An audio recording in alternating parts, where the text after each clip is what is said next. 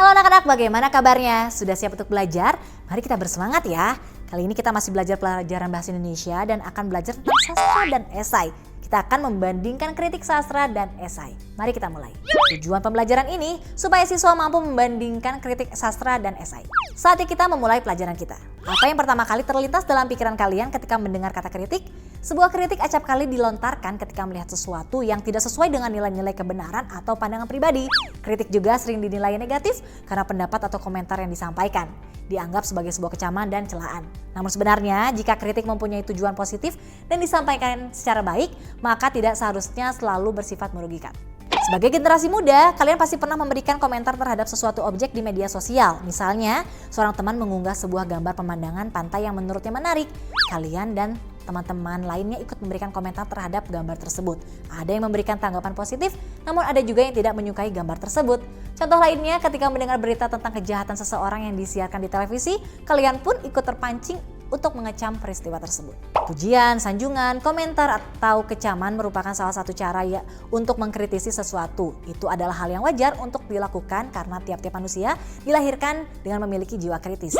Jiwa kritis tersebut perlu ditingkatkan sebagai bentuk sikap responsif dan proaktif terhadap sesuatu hal. Bayangkan, jika kalian tidak memiliki jiwa kritis atau tidak mempunyai pendapat terhadap sesuatu, apakah yang kalian rasakan? Perkembangan teknologi saat ini yang sudah sedemikian majunya terkadang menjadi ajang kritik pedas atau tempat pelampiasan emosi seseorang tanpa memedulikan perasaan orang lain. Pernah terjadi, seorang artis terkenal di Indonesia mengunggah foto anaknya. Namun warganet menyampaikan komentar pedas yang sangat tidak baik mengenai kondisi fisik anaknya.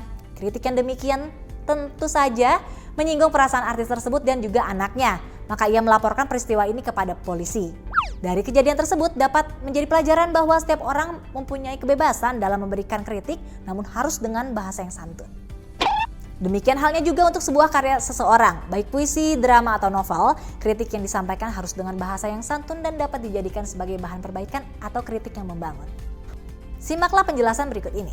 Jenis-jenis karya sastra. Suatu karya yang diciptakan seseorang pada umumnya memiliki tanggapan positif dan negatif, termasuk juga karya sastra. Sebuah kritik diperlukan untuk terus memperindah dan menyempurnakan hal-hal yang menjadi kekurangan dalam karya tersebut.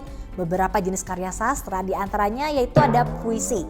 Karya sastra yang bentuk bahasanya dipilih dan ditata dengan cermat. Contohnya Aku karya Chairil Anwar dan Mas Kumambang karya W.S. Rendra. Lalu ada novel, karya sastra berbentuk prosa yang memiliki unsur intrinsik dan ekstrinsik.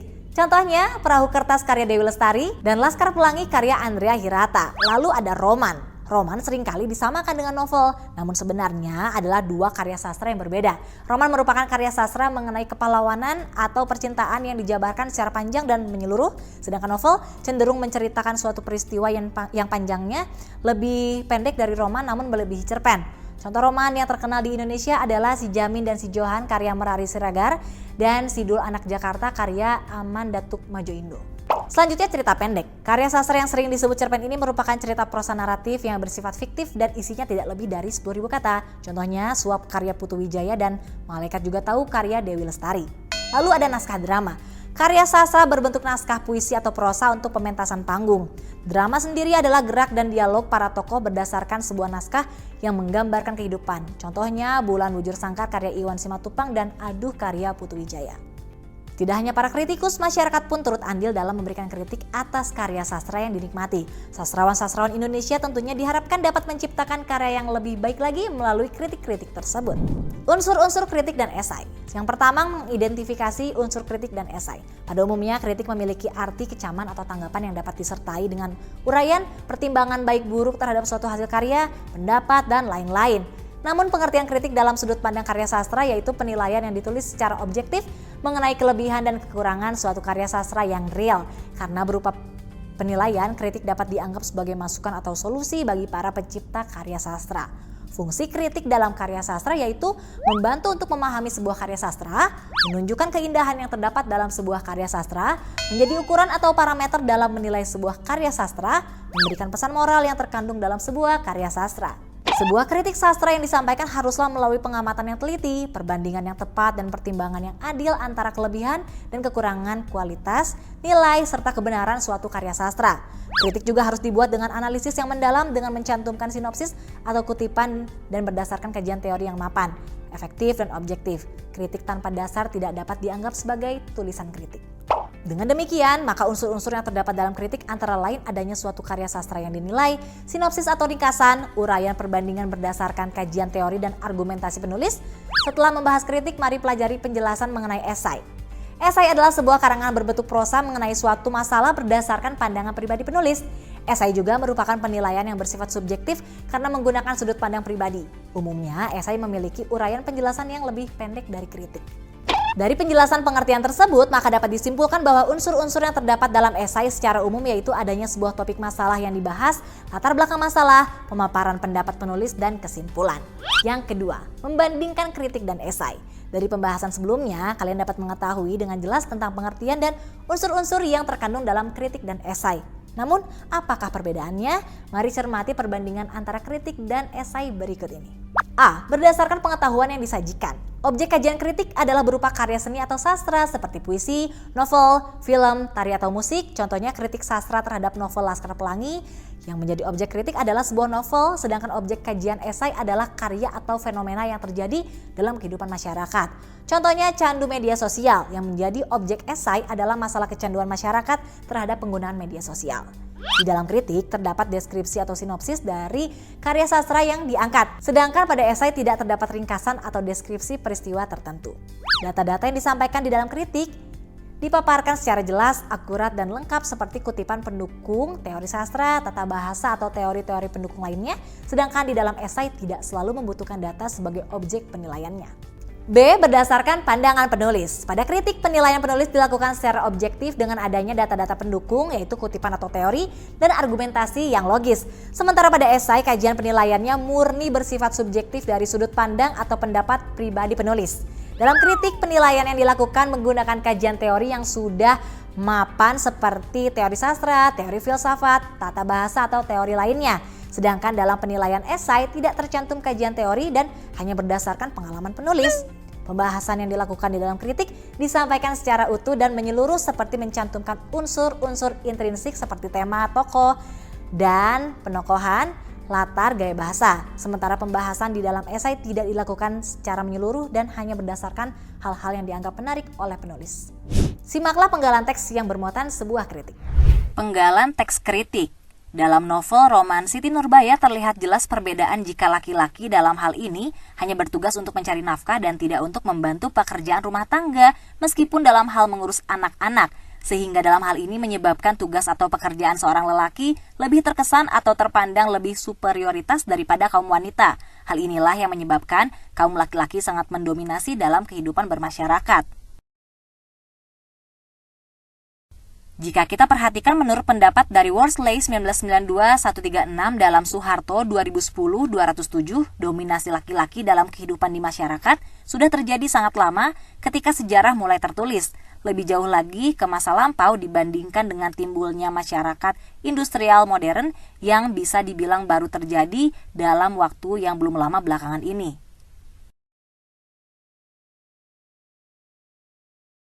Sedangkan masih dalam Soeharto 2010-208, menurut Barker dan Allen, Worsley 1992-138, perbedaan-perbedaan mengenai biologis dan jenis kelamin atau seks telah diartikan menjadi perbedaan-perbedaan sosial atas golongan jenis kelamin. Selain daripada itu, masyarakat masih beranggapan bahwa jenis kelamin wanita adalah merupakan tersendiri yang ada dalam lapisan sosial, yang diantaranya adalah kelas wanita dan lelaki. Simaklah penggalan teks esai berikut. Penggalan teks esai berjudul Pentingnya Gaya Hidup Hemat. Pada masa seperti sekarang ini sangat penting untuk bisa hidup lebih hemat, tidak hanya bagi para karyawan yang mempunyai penghasilan UMK, namun juga bagi semua kalangan, yang sebenarnya bisa membantu mereka untuk bisa meningkatkan taraf hidup mereka dengan belajar berhemat dalam menggunakan penghasilan. Meskipun dengan kondisi perekonomian yang serba sulit dan meningkatnya tingkat kebutuhan terutama bagi yang sudah berkeluarga dan mempunyai anak.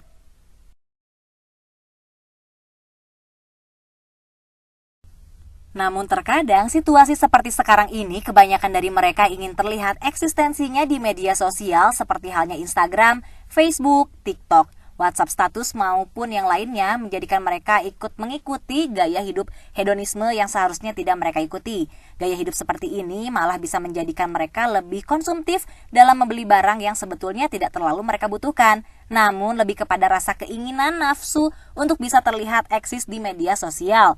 Hal ini tentunya tidak sedikit menguras uang yang mereka hasilkan sehingga sangat sedikit sekali untuk bisa berhemat, apalagi untuk bisa menyisihkan sebagian dari penghasilan mereka. Misalnya saja demi lebih sering makan siang di luar atau makan di restoran ketika sedang melakukan aktivitas bekerja.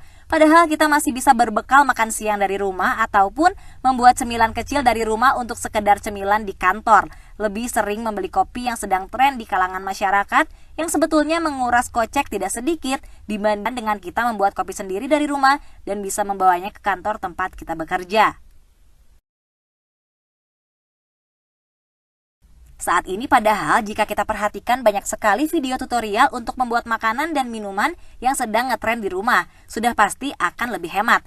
Apalagi ditunjang dengan banyak sekali toko-toko yang menyediakan penjualan tempat minum dan tempat makan yang menarik dari yang tahan panas hingga tahan untuk tetap dingin. Dengan membuat sendiri makanan maupun minuman untuk bekal kita bekerja akan lebih hemat pengeluaran. Selain itu pula akan jauh lebih sehat karena dalam pengelolaan makanan dan minuman tersebut tentunya lebih bersih.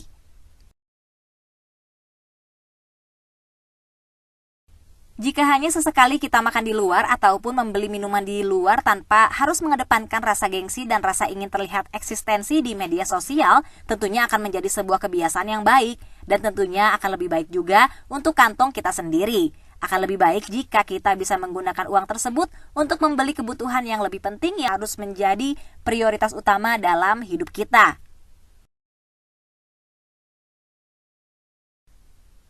Selain itu juga, kebiasaan untuk hidup hemat akan menjadikan diri kita mengurangi kebiasaan berhutang kepada orang lain untuk hal-hal yang sifatnya mendesak, karena kita sudah menyiapkan dana cadangan dari menyisihkan penghasilan setiap bulannya.